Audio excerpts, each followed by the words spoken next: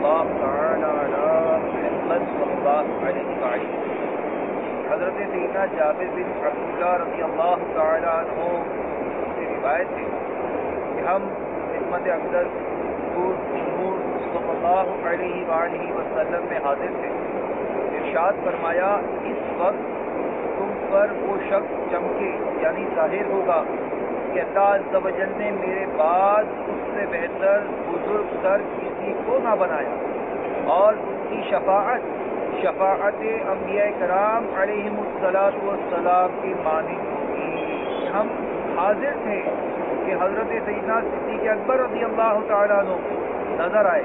سید عالم صلی اللہ علیہ وسلم نے قیام فرمایا یعنی کھڑے ہو گئے، اور حضرت سیدنا صدیق اکبر رضی اللہ تعالیٰ عنہ کو پیار کیا اور گلے لگا لیا۔